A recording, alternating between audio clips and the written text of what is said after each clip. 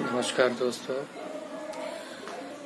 पहले भी class 10th और 12th की बोर्ड परीक्षाओं की तैयारी के लिए अपने कुछ अनुभव से कुछ टिप्स आप लोगों से शेयर किए थे।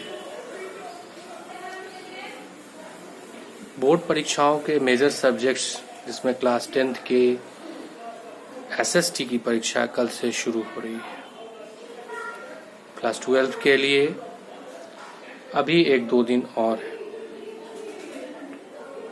एसएसटी की परीक्षा की तैयारी आपकी पूरी हो गई होगी, ऐसी मेरी उम्मीद है। लेकिन कुछ प्रश्न जैसे असर्शन रीजन के प्रश्न होते हैं और केस बेस्ड प्रश्न होते हैं, उनके लिए कुछ अपने टिप्स आपसे साझा कर रहा हूं। असर्शन रीजन के जो प्रश्न होते हैं उसमें आपको असर्शन का एक स्टेटमेंट रहता है जिसको असर्शन बोलते हैं, और एक रीजन का स्टेटमेंट होता है जिसे रीजन बोलते हैं। इन प्रश्नों को सही ढंग से एक्यूरेसी आपकी कैसे मेंटेन होगी, इन प्रश्नों को उत्तर सही ढंग से आप कैसे दे पाएंगे, इसके लिए सबसे पहले अपने रीजन की एनालिसिस आपको करनी है। रीजन की एनालिसिस जैसे ही आप कर लेते हैं तो उसके आधार पे आपको असर्शन का इवैल्यूएशन करना है। लेकिन यहाँ पे एक चीज बहुत जरूरी है कि आपको जिस टॉपिक से यह प्रश्न पूछा गया है उसकी जानकारी पूरी तरीके से होनी चाहिए।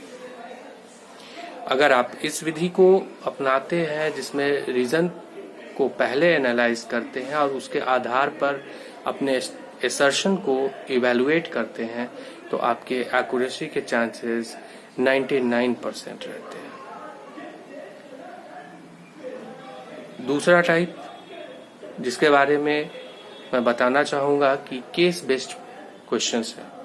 ये केस बेस्ड क्वेश्चंस आपके प्रीवियस ईयर क्वेश्चंस को ही एक नए तरीके से पूछा जा रहा है।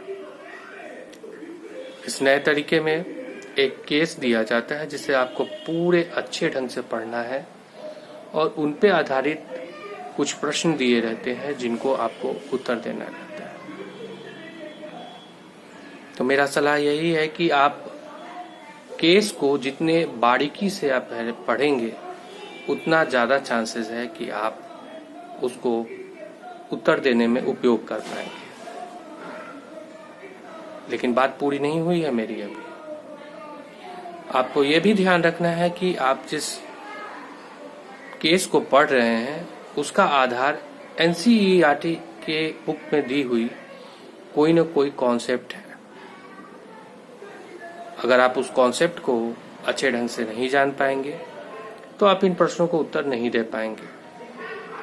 तो केस तो पढ़ना ही है, साथ ही साथ आपको ये रिलेट करना है कि ये केस किस टॉपिक से लिया गया है।